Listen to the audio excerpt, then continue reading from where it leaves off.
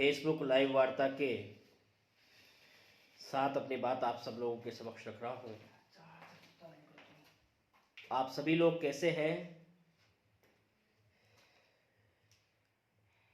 राजस्थान प्रदेश Congress committee के नवनिर्वाचित प्रदेश कार्यकारिणी को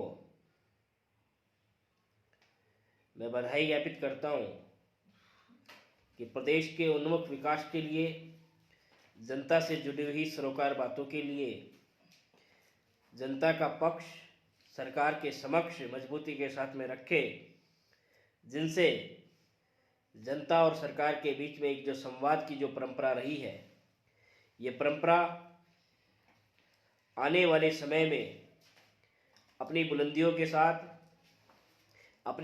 के साथ में कसौटी उतरे। कौन सी कसौटी उतरे? जनता के बीच में सीधा संवाद स्थापित रहे। इसके मध्य एक महत्वपूर्ण आधारशिला जो संवाद की रहती है, उसका निर्णायक निर्भीक रूप से संवर्धन हो। जनता की जुड़ी हुई हर समस्याओं का नैतिकता के आधार पर चिंतन हो, मनन हो, मंथन हो और निष्कर्ष के साथ में इस पर अंकुश स्थापित किया जाए और सरोकारक उपलब्धियों की जानकारी जनता के संवाद के द्वारा दूर की जा सके। दूसरी बात ये कहना चाहता हूँ कि 45 दिन की समयावधि के पश्चात भी जिस समुदाय का, जिस वर्ग का देश को बनाने में एक महत्वपूर्ण योगदान रहा है, आज उस किसान की जमीनी हकीकत को देश की सत्ता आज उसे विकेंद्रीकरण के रास्ते पे खड़ा कर रही है। देश का किसान आज अपनी मजबूती के साथ में अपने पक्ष को एक विपक्ष के रूप में खड़ा हुआ देख करके अपने जीवन के साथ में जो संघर्ष की बुनियाद सड़क पर बैठकर इस -डिग्री टेम्परेचर के ऊपर बैठकर अपने जीवन को जीने की कल्पनाओं को साकार करने के स्वप्न को साकार करना चाहता है, जिसे देश की इमारत और बुलंदी को बनाने के लिए आर्थिक अर्थव्यवस्था की बुलंदी 60% हमारी कृषि आधारित व्यवस्था जिस मुख्य धारा के साथ में जुड़ी हुई है, आज देश के सत्ताधीश इस बात को जानना नहीं चाहते हैं, इस बात से अपना किनारा करना चाहते हैं।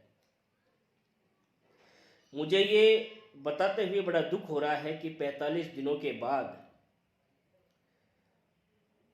जो चौकीदार महोदय हैं,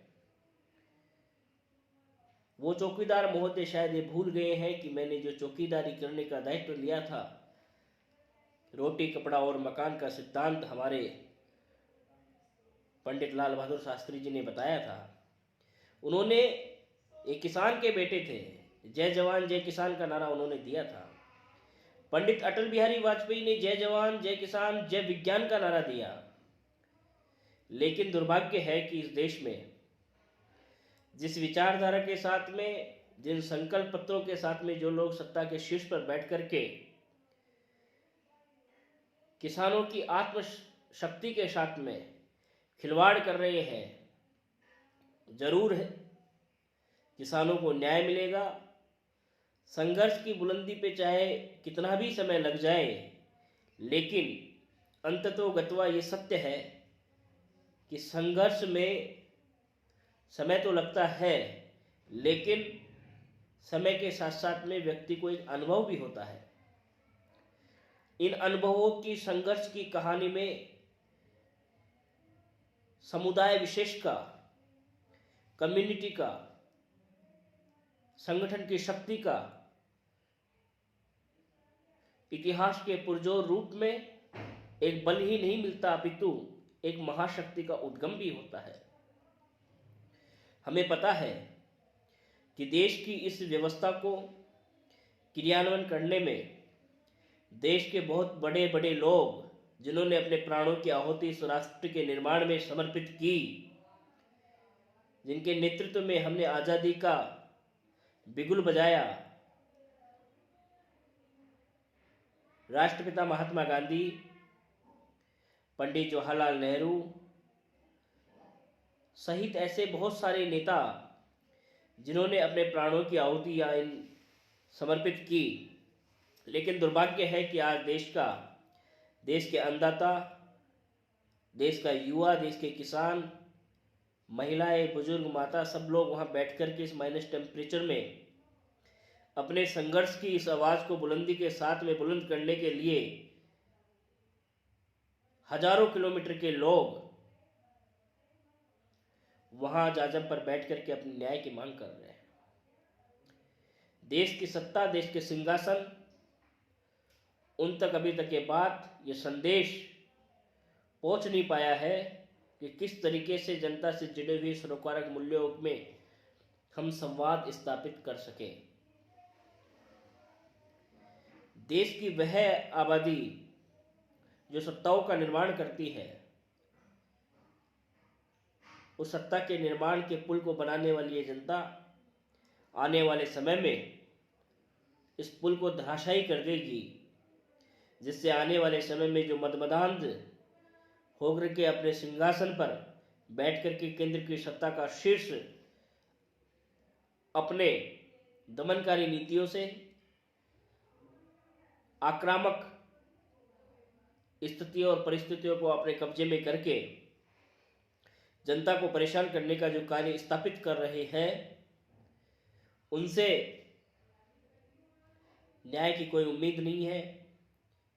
वो चारों तरफ अन्याय ही अन्याय का बिगुल बजा रहे हैं। इसीलिए अन्याय के लिए, न्याय की लड़ाई के लिए हम सब लोग किसानों के साथ हैं, एकजुट है। भारत की जनता किसानों के साथ है, क्योंकि इस देश को बनाने में, इस देश की अखंडता में किसानों का एक महत्वपूर्ण योगदान है। अभी तो ली अंगड़ाई है, आगे और लड़ाई है।